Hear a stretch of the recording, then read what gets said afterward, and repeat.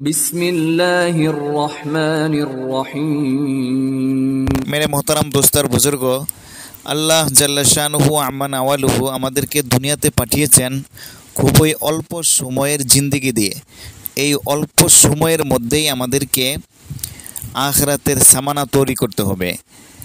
মেরে মোহতারাম দোস্তার বুজুর্গ, এই মুহূর্তে এখন যদি আমার মৃত্যু হয়ে যায় তো আমার পরকালের জিন্দেগি শুরু হয়ে গেল।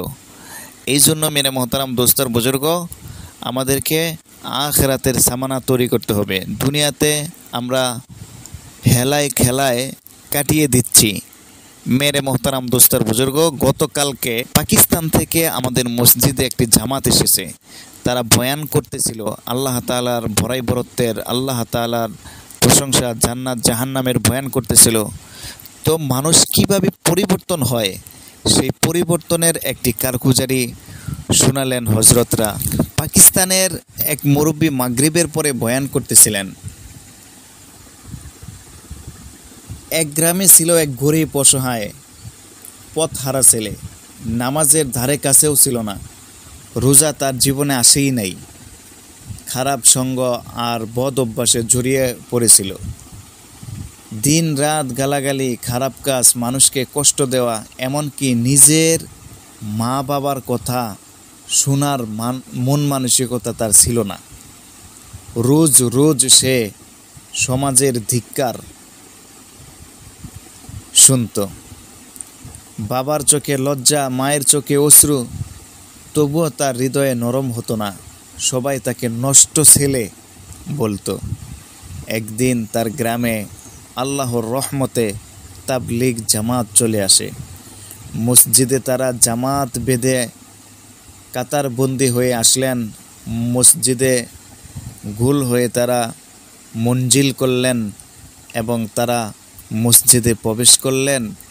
কিছু লোক রান্নাবান্নার কাজে ব্যস্ত হয়ে পড়লেন, আরও কিছু লোক নামাজ পড়লেন 2 রাকাত।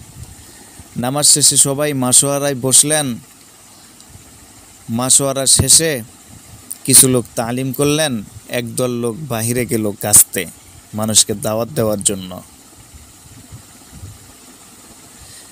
তারা মানুষকে ঘরে ঘরে গিয়ে বলছিল, ভাই, এই দুনিয়া ক্ষণস্থায়ী, এখানে যা করব সব এখানেই রেখে যেতে হবে, কিন্তু কবরের সফরে আমাদের সঙ্গে যাবে একমাত্র নেক আমল। আমাদের মূল ঠিকানা আখিরাত, সেখানে সফল হতে হবে, সেখানে সফল হতে হবে। এখন থেকে আমাদের প্রস্তুতি নিতে হবে।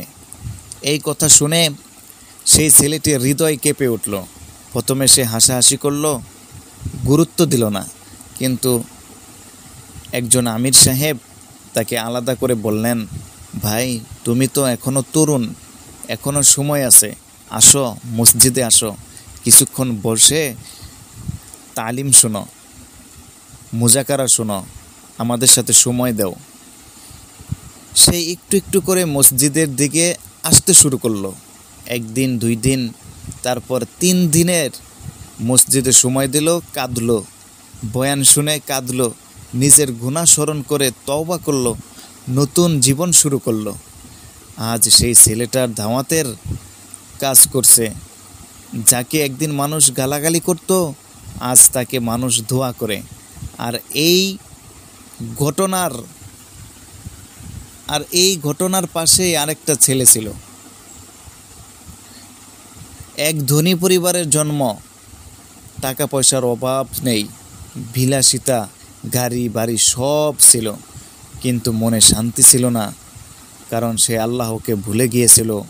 সে বিভিন্ন নাফরমানির কাজ করত, টাকা পয়সা দিয়ে বড় বড় গুনাহের কাজ করত। একদিন সেই গরিব ছেলেটাই তাকে দাওয়াত দিল, ভাই, আল্লাহর কাছে ফিরে আসো, এই দুনিয়ার সুখে শান্তি নেই, আল্লাহর কুদরত। ধনীর ছেলেটাও বদলে গেল। 2 জন এখন আল্লাহর রাস্তায়। একজন গরিব ছিল আর একজন ধনী ছিল। দুজনেই আজ আল্লাহর বান্দা হয়ে গেছে। কে পরিবর্তন আনলো? তাবলীগের দাওয়াত তাকে পরিবর্তন আনলো। দুইজন দুই দিকে ছিল, আল্লাহকে ভুলে গিয়েছিল। মেরে মোহতারাম দোস্তার বুজুর্গ, আসুন আমরাও দাওয়াত ও তাবলিগের কাজে সময় দেই। এই কাজ শুধু অন্যকে বদলায় না, নিজেকেও বদলে দেয়। আল্লাহ আমাদের সবাইকে কবুল করুন, আমিন। আসসালামু আলাইকুম ওয়া রাহমাতুল্লাহি ওয়া বারাকাতুহু।